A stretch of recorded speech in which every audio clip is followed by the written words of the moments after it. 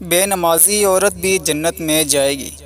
نبی کریم صلی اللہ علیہ وآلہ وسلم فرمانے لگے کہ میں جانتا ہوں جس نے اللہ کی بارگاہ میں ایک بھی سجدہ نہیں کیا، نہ ہی کوئی نماز پڑھی، لیکن میں گواہی دیتا ہوں کہ اللہ تعالیٰ اس کو جنت میں جگہ دے گا، اور وہ عورت اور مرد۔ بسم اللہ الرحمن الرحیم۔ ناظرین، غزوہ خیبر کے موقع پر ایک چرواہا حضور اقدس صلی اللہ علیہ وآلہ وسلم کی خدمت اقدس میں حاضر ہوا۔ وہ یہودیوں کی بکریاں چرایا کرتا تھا۔ اس چرواہے نے جب دیکھا کہ خیبر سے باہر مسلمانوں کا لشکر پڑاؤ ڈالے ہوئے ہے، اس کے دل میں خیال آیا کہ میں جا کر ان سے ملاقات کروں اور دیکھوں کہ یہ مسلمان کیا کہتے ہیں اور کیا کرتے ہیں۔ چنانچہ بکریاں چراتا ہوا مسلمانوں کے لشکر میں پہنچا اور ان سے پوچھا کہ تمہارے سردار کہاں ہیں؟ صحابہ اکرام نے بتایا کہ ہمارے حضور صلی اللہ علیہ وآلہ وسلم اس خیمے کے اندر ہیں۔ پہلے تو اس چرواہے کو اس کی بات پر یقین نہیں آ رہا تھا اور اس نے سوچا کہ اتنے بڑے سردار ایک معمولی سے خیمے کے اندر کیسے بیٹھ سکتے ہیں۔ اس کے ذہن میں یہ تھا کہ جب آپ اتنے بڑے بادشاہ ہیں تو بہت ہی شان و شوکت اور ٹھاٹ باٹ کے ساتھ رہتے ہوں گے، لیکن وہاں تو کھجور کے پتوں کی چٹائی سے بنا ہوا خیمہ تھا۔ خیر، وہ اس خیمے کے اندر آپ صلی اللہ علیہ وآلہ وسلم سے ملاقات کے لیے داخل ہوا اور آپ صلی اللہ علیہ وآلہ وسلم کی ملاقات کی اور پوچھا کہ آپ کیا پیغام لے کر آئے ہیں اور کس بات کی دعوت دیتے ہیں۔ حضور اقدس صلی اللہ علیہ وآلہ وسلم نے اس کے سامنے اسلام اور ایمان کی دعوت رکھی اور اسلام کا پیغام دیا، اور اس نے پوچھا کہ اگر میں اسلام کی دعوت قبول کر لوں تو میرا کیا انجام ہوگا اور کیا رتبہ ہوگا۔ حضور اقدس صلی اللہ علیہ وآلہ وسلم نے فرمایا کہ اسلام لانے کے بعد تم ہمارے بھائی بن جاؤ گے اور ہم تمہیں گلے سے لگائیں گے۔ اس چرواہے نے کہا کہ آپ مجھ سے مذاق کر رہے ہیں، میں کہاں اور آپ کہاں؟ میں ایک معمولی سا چرواہا ہوں اور میں سیاہ فام انسان ہوں، میرے بدن سے بدبو آ رہی ہے، ایسی حالت میں آپ مجھے کیسے گلے لگائیں گے؟ حضور اقدس صلی اللہ علیہ وآلہ وسلم نے فرمایا کہ ہم تمہیں ضرور گلے سے لگائیں گے اور تمہارے جسم کی سیاہی کو اللہ تعالیٰ کے تابانی سے بدل دیں گے، اور اللہ تعالیٰ تمہارے جسم سے اٹھنے والی بدبو کو خوشبو میں بدل دیں گے۔ یہ باتیں سن کر وہ فوراً کلمہ شہادت پڑھ کر مسلمان ہو گیا۔ پھر حضور اقدس صلی اللہ علیہ وآلہ وسلم سے پوچھا کہ یا رسول اللہ، اب میں کیا کروں؟ آپ صلی اللہ علیہ وآلہ وسلم نے فرمایا، تم ایسے وقت پر ایمان لائے ہو کہ نہ تو اس وقت کسی نماز کا وقت ہے کہ تم سے نماز پڑھواؤں، اور نہ ہی روزے کا زمانہ ہے کہ تم سے روزے رکھواؤں، اور زکوٰۃ تم پر فرض نہیں ہے۔ اس وقت صرف ایک عبادت ہو رہی ہے جو تلواروں کی چھاؤں میں انجام دی جاتی ہے، اور وہ جہاد ہے۔ اس چرواہے نے کہا، یا رسول اللہ صلی اللہ علیہ وآلہ وسلم، میں اس جہاد میں شامل ہو جاتا ہوں، لیکن جو شخص جہاد میں شامل ہوتا ہے اس کے لیے دو میں سے ایک صورت ہوتی ہے، یا غازی یا شہید۔ تو اگر میں جہاد میں شہید ہو جاؤں تو وہاں میری کوئی ضمانت لے؟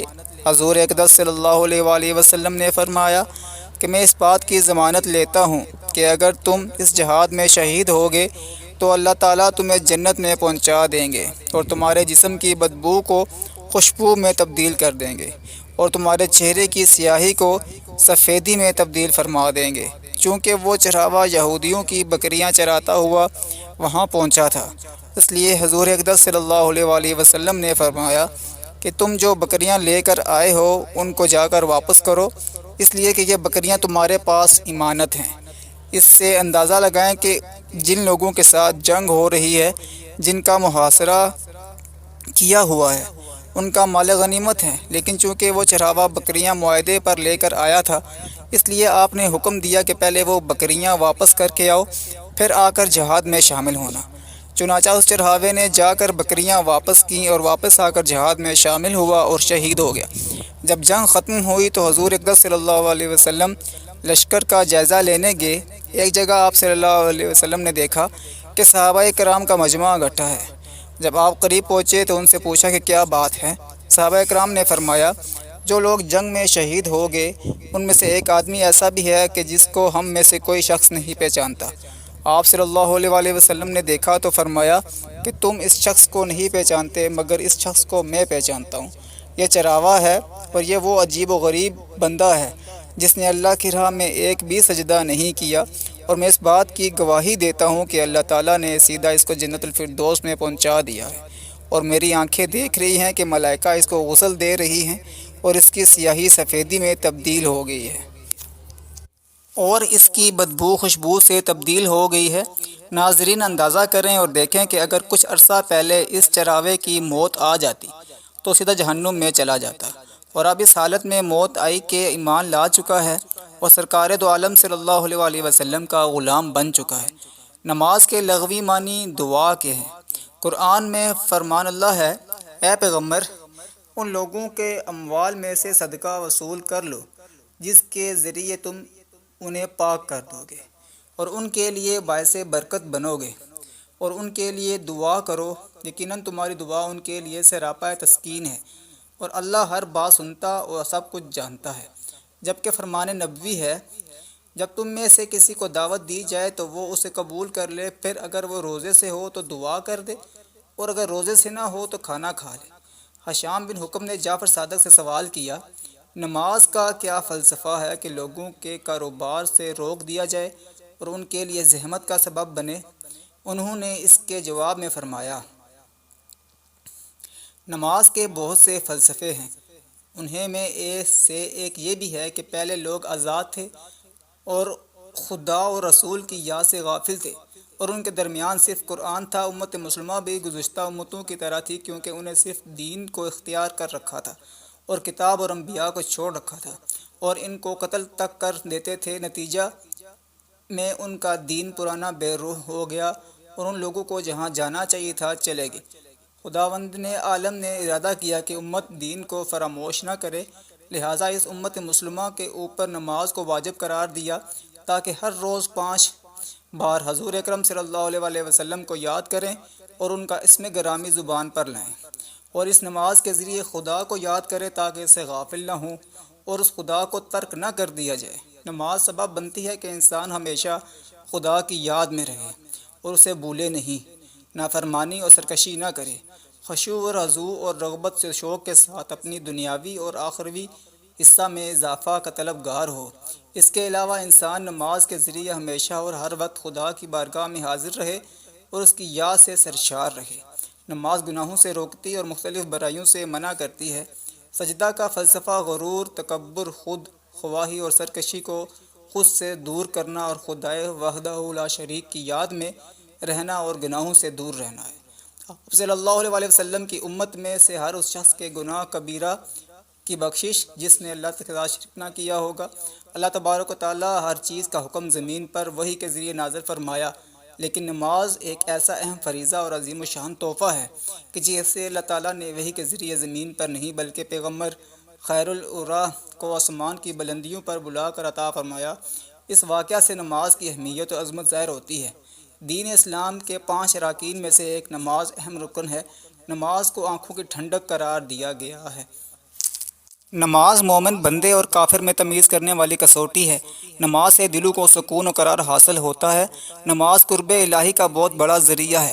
قیامت کے دن سب سے پہلا پرچہ اور لازمی سوال نماز کا ہوگا۔ اس پیپر میں کامیاب تمام امتحانی پرچوں میں کامیاب قرار پائے گا، اس کا ناکامی پر عذاب الہی کا موجب بنے گا۔ آپ صلی اللہ علیہ وسلم جب واپس آتے ہیں تو حضرت موسیٰ کلیم اللہ کے پاس سے گزرنے لگے تو انہوں نے پوچھا کہ اللہ تعالیٰ نے آپ کو کیا حکم دیا؟ آپ صلی اللہ علیہ وسلم نے کہا، اللہ تعالیٰ نے میری امت پر ہر دن اور ہر رات میں 50 نمازیں فرض کی ہیں۔ حضرت موسیٰ نے کہا، آپ کی امت ہر دن رات میں 50 نمازیں پڑھنے کی طاقت نہیں رکھتی، لہٰذا رب تعالیٰ کے پاس جاؤ اور تخفیف کرا لو، کیونکہ میں نے بنی اسرائیل کو آزمایا ہے اور اس تجربہ کی روشنی میں کہتا ہوں کہ آپ کی امت اس طاقت نہیں رکھتی۔ نبی صلی اللہ علیہ وسلم فرماتے ہیں کہ میں دوبارہ سدرۃ المنتہا کے پاس گیا اور اللہ تعالیٰ سے نمازیں کم کرنے کی درخواست کی، تو رب العالمین نے 5 نمازیں کم کر کے واپس بھیج دیا۔ پھر حضرت موسیٰ کے پاس گزر ہوا تو انہوں نے کہا کہ یہ بھی زیادہ ہیں اور کم کرا لو۔ رسول اللہ صلی اللہ علیہ وسلم فرماتے ہیں کہ میں بار بار تخفیف کی گزارش کرتا رہا، آخر کار اللہ تعالیٰ نے فرمایا آپ صلی اللہ علیہ وسلم کی امت 5 نمازیں پڑھا کرے تو میں اجر 10 کا دوں گا، اور ایک نیکی کا اجر ہمارے پاس 10 گنا ہے۔ آپ صلی اللہ علیہ وسلم کی امت 5 نمازیں پڑھے گی، ان کے اعمال نامہ میں 50 درج کی جائیں گی، یعنی 50 نمازوں کا اجر و ثواب ملے گا، پڑھنے میں 5 اور ثواب کے لحاظ سے 50۔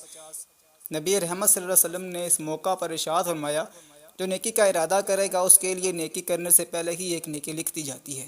سبحان اللہ۔ غور فرمائیں کہ 5 نمازوں کا اجر 50 کا پائیں۔ آج کتنے لوگ ہیں جو نمازیں پڑھتے ہیں؟ اگر میں یوں کہوں تو بجا ہوگا کہ 5% مسلمان نمازی ہیں، لیکن ہم معراج بڑی دھوم دھام سے مناتے ہیں۔ کھانے کس اعلیٰ سے اعلیٰ قسم کے پکتے ہیں، جلوس نکالے جاتے ہیں، مسجدوں، مزاروں، سرکاری و غیر سرکاری اداروں اور عمارتوں پر چراغاں کیا جاتا ہے۔ کوئی روزہ رکھتا ہے تو کوئی رات کو قیام کرتا نظر آتا ہے، حالانکہ شریعت محمدیہ میں ان رسومات کا کوئی ثبوت نہیں۔ معراج کی اثر روح نماز سے ہم غافل ہیں۔ جس چیز کا ثبوت نہیں اس کا اہتمام کیا جاتا ہے، اور جس چیز کے کرنے کا حکم دیا گیا ہے اس کی پرواہ نہیں۔ نماز من جانب اللہ تعالیٰ کا تحفہ ہے، اس کی قدر کریں۔ اور غور فرمائیں کہ ہمارا کوئی عزیز رشتہ دار ہمارے گھر تحفہ لے کر آ جائے اور ہم اسے قبول نہ کریں یا قدر نہ کریں تو وہ ہمارے ساتھ تو تعلقات ختم کرنے کو تیار ہو جاتا ہے۔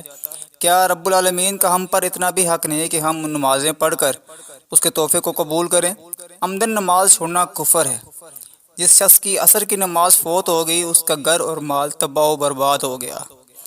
جو 5 نمازوں کی حفاظت نہیں کرتا وہ قیامت کے دن فرعون، قارون، ابی بن خلف کے ساتھ ہوگا۔ مسلمان بندے اور کفر کے درمیان فرق نماز کا چھوڑنا ہے۔ ان احادیث کی روشنی میں ہمیں سوچنا ہوگا کہ نماز چھوڑنا کتنا بڑا سنگین جرم ہے۔ نماز چھوڑنا اللہ کے تحفے کی ناقدری اور قبول نہ کرنے کے مترادف ہے۔ نماز چھوڑنا اللہ اور اس کے رسول صلی اللہ علیہ وآلہ وسلم کے حکم کا انکار کرنا ہے۔ میرے خیال میں جہاں عوام نماز چھوڑنے میں مجرم ہے وہاں حکمران بھی پیچھے نہیں۔ تارک نماز کا کوئی بھی عمل اللہ کے ہاں قابل قبول نہیں، نہ حج، نہ قربانی، نہ روزے، نہ صدقہ و خیرات۔ شب معراج کا قیام کرنے والے اور روزہ رکھنے کے کوئی فائدہ نہیں ہوگا۔ دعا کرتے ہیں کہ اللہ تعالیٰ حضور اکرم صلی اللہ علیہ وآلہ وسلم کے صدقہ وسیلہ جلیلہ سے ہمیں دین اسلام پر چلنے کی توفیق عطا فرمائے اور ہمیں بھی جنت الفردوس میں اعلیٰ مقام عطا فرمائے۔ آمین ثم آمین۔ ناظرین، کمنٹ باکس میں اللہ تعالیٰ کے 99 ناموں میں سے ایک نام ضرور ٹائپ کیجیے گا۔